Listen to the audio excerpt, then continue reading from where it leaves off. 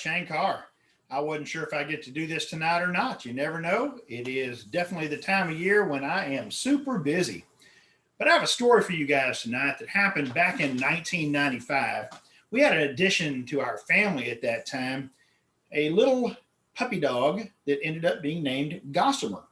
Now, Gossamer was a very unusual little dog in the fact that when we got him, he was truly a rescue.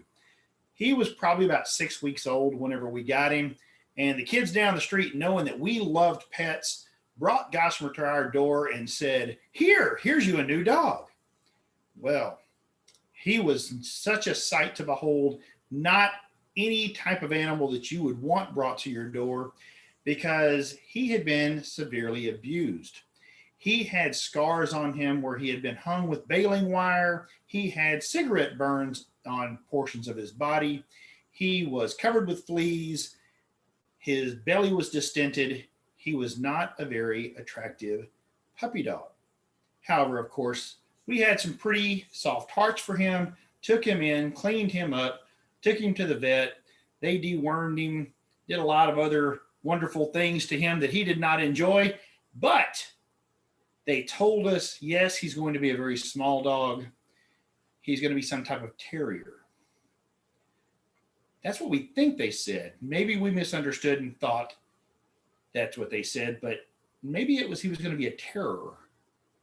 Because you see, Gossamer was some type of German Shepherd mix and ended up being about 85 pounds, not a terrier at all.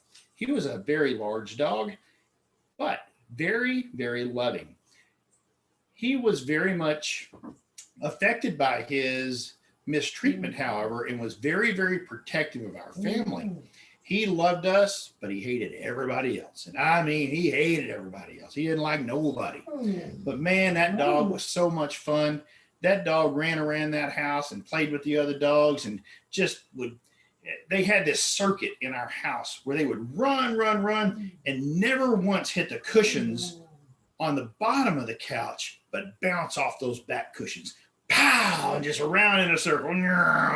We didn't have a very big house, but they sure made great use of it. And man, they had such a good time. He was such a good dog. I'll tell you what, one of the best things that we ever did was bring Gossamer into our family. Lots of good times we had with him, and he got along with the other dogs very well. Unlike most puppies, he was pretty serious though. So unless he was playing, he was very serious and kind of watched what was going on, always on guard. And we truly believe that was because of his mistreatment whenever he was younger. He certainly did not like the sound of a newspaper. There was obviously some newspaper or something that sounded like that had been in his past that he didn't care for too much at all, because when he heard a newspaper, man, he came to attention really, really quick, and it was not the good kind of attention. He was ready to rumble at that time. But he was such a loving animal that when my son was born, it wasn't long before he decided, you know what, this dog's big enough to ride. And he was right. That dog was big enough to ride. And that dog also allowed my son Garen to ride him. And we got some great pictures of times when Garen's sitting on his back and Gossamer's just like, yeah, this is cool, man. This kid's all right. I'm part of the family. That's what I'm here for. If I need to be a horse, I'll be a horse. Now, as Gossamer got older, he developed a very big dislike for possums. Why? Who knows? But he hated possums, man. If he saw a possum, that was taken out like a rocket. Off he went after that possum. Unfortunately, possums are not very fun to play with, he found out, because when you grab them and they go crunch, they don't play anymore. He was very disappointed because he would nose that possum a little bit, trying to get it to play. But alas, the possum would no longer play. As he got older and older, he started developing, like many people do and many dogs do, a little bit of arthritis here and there, but he was still very, very active. Until in 2008, he was bit by a rattlesnake. And when he was bit by a rattlesnake, he got bit on his back leg, and he actually got bit 3 times. The first time, whenever the rattlesnake hit him, it hit him in his nerve, and it caused him to collapse. And when he collapsed, Then the snake bit him 2 more times just for fun, I guess. It was fun for the snake. I don't think for Gossamer it was too much fun. But we rushed him to the vet, and they told us he would not make it overnight.